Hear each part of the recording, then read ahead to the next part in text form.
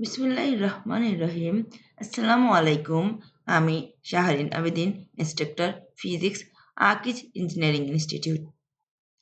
আমি আজ অধিক রাশির অধ্যায়ের কতিপয় ভেক্টর নিয়ে আলোচনা করব।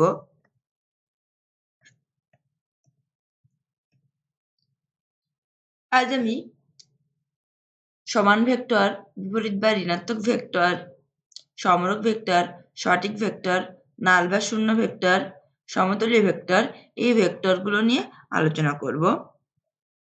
তো শুরু করা যাক। সমান ভেক্টর। দেখো, আমরা সমান ভেক্টর বলতে বুঝি যে সকল ভেক্টরের মান ও দিক সমান বা সমজাতীয় ভেক্টর দুইটির মান ও দিকের সমান হয় তাকে সমান ভেক্টর বলে। দেখো, চিত্রে দুইটা ভেক্টর দেওয়া আছে, একটা এ ভেক্টর আর একটা বি ভেক্টর। দুইটা ভেক্টরের মান সমান এবং দিকও সমান। দেখো, এরা একই দিকে ক্রিয়া করছে। তো আমরা বলছি যে চিত্রে এ ও বি দুটি সমান ভেক্টর। ভেক্টর দুটি সমান হতে গেলে পাদবিন্দু, মানে হচ্ছে এই যে নিচের এই বিন্দু, পাদবিন্দু যেখানেই থাক না কেন তাদের দিক যে এটা হচ্ছে কি দিক এবং মান সমান হওয়ায় সমান ভেক্টর হওয়ার জন্য যথেষ্ট। তাহলে আমরা বলছি কি, যে সকল ভেক্টরের মান ও দিক সমান তাই হচ্ছে সমান ভেক্টর। চিত্রে এ ও বি হচ্ছে দুইটা সমান ভেক্টর, তাদের দিক ও মান সমান। এরপরে দেখবো আমরা বিপরীত বা ঋণাত্মক ভেক্টর। সমান ভেক্টর দুটি যদি দিক ভিন্ন হয়, আমরা যে সমান ভেক্টর নিয়ে কাজ করছি, চিত্রে দেখো এখানে সমান ভেক্টরের দুটো চিত্র আছে।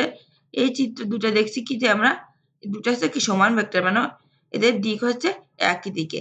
সে অনুযায়ী আমরা বলতে পারি যে সমান ভেক্টর দুটির দিক যদি ভিন্ন হয়, এখানে একই দিকে আছে কিন্তু একটা সমান ভেক্টর যদি এই দিকে আর একটা যদি এই এর বিপরীত দিকে যায়, তাহলে সেটা কি আর সমান ভেক্টর থাকছে না, সেটা হয়ে যাচ্ছে ঋণাত্মক ভেক্টর। তাহলে আমরা বলছি কি, সমান ভেক্টর দুটির দিক যদি ভিন্ন হয় তাকে ঋণাত্মক বা বিপরীত ভেক্টর বলে। সমান ভেক্টর দুটির দিক যদি ভিন্ন হয় তবে তাকে আমরা বলছি ঋণাত্মক বা বিপরীত ভেক্টর। চিত্রে এ ও বি দুটা ভেক্টর দেওয়া আছে। দেখো, এ ভেক্টরের দিক এবং বি ভেক্টরের দিক উল্টা আছে, মানে এ ভেক্টর যেদিকে ক্রিয়া করছে বি ভেক্টর তার উল্টো দিকে ক্রিয়া করছে। তাহলে এটা তো সমান ভেক্টর না, এটা হচ্ছে বিপরীত বা ঋণাত্মক ভেক্টর। তাই আমরা বলছি চিত্রে এ ও বি পরস্পর বিপরীত বা ঋণাত্মক ভেক্টর। এরপরে আমরা দেখব সমরেখ ভেক্টর।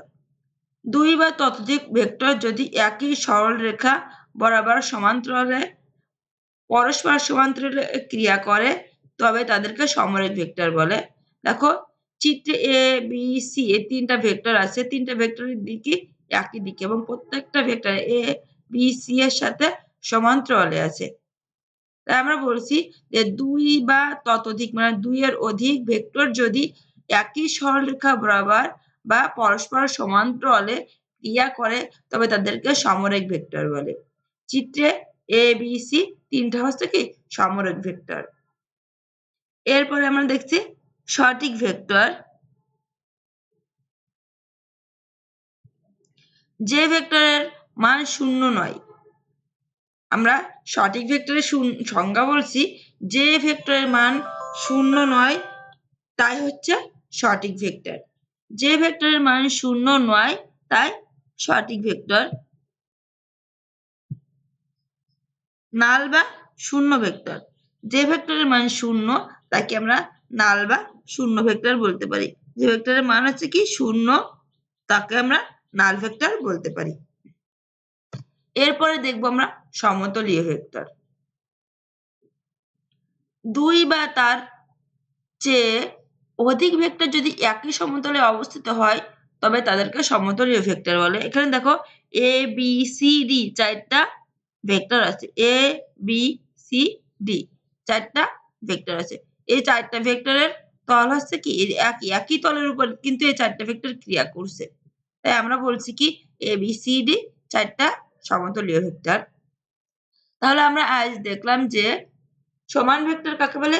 যে ভেক্টরের মান সমান, দিকও সমান, তাই হচ্ছে কি সমান ভেক্টর। অর্থাৎ দুইটা ভেক্টর আমরা নিব, দুইটা ভেক্টর যদি একই দিকে ক্রিয়া করে তবে তাকে আমরা বলতে পারি কি সমান ভেক্টর। 2 নম্বরে ছিল বিপরীত বা ঋণাত্মক ভেক্টর। সমান ভেক্টর দিক যদি ভিন্ন হয়, অর্থাৎ কি সমান ভেক্টরের ক্ষেত্রে আমরা বলছিলাম যে দুইটা ভেক্টর একই দিকে ক্রিয়া করে, কিন্তু বিপরীত ভেক্টরের ক্ষেত্রে বলছি আমরা একটা ভেক্টর যে দিকে ক্রিয়া করছে আর একটা ভেক্টর তার অপোজিট দিকে মানে তার বিপরীত দিকে যদি ক্রিয়া করে তবে তাকে আমরা বলছি বিপরীত বা ঋণাত্মক ভেক্টর। এরপরে আমরা বলছি সমরেখ ভেক্টর। দেখো চিত্রে আমরা তিনটা ভেক্টর নিয়েছি, তিনটা ভেক্টর একই দিকে সরলরেখায় আছে এবং একই দিকে ক্রিয়া করছে, তাই আমরা বলছি কি এই তিনটা ভেক্টরই হচ্ছে কি সমরেখ ভেক্টর। সঠিক ভেক্টর যে সকল ভেক্টরের মান শূন্য নয়, যে সকল ভেক্টরের মান শূন্য নয় তাকে আমরা ধরে নিছি সঠিক ভেক্টর। নাল বা শূন্য ভেক্টর, যে ভেক্টরের মান শূন্য তাকে আমরা শূন্য ভেক্টর বা নাল ভেক্টর বলছি। এরপরে আমরা বলছি কি সমতলীয় ভেক্টর, দুই বা তার চেয়ে অধিক ভেক্টর যদি একই তলে থেকে ক্রিয়া করে তবে তাদেরকে আমরা বলছি সমতলীয় ভেক্টর। সেক্ষেত্রে এ বি সি ডি চারটা সমতলীয় ভেক্টর চিত্রে দেখানো হয়েছে। এইটুকুই ছিল আজকের মতো। পরবর্তী ক্লাসে আমি ভেক্টর গুণন ও স্কেলার গুণন নিয়ে হাজির হব। সেই পর্যন্ত তোমরা সবাই ভালো থাকো। আসসালামু আলাইকুম।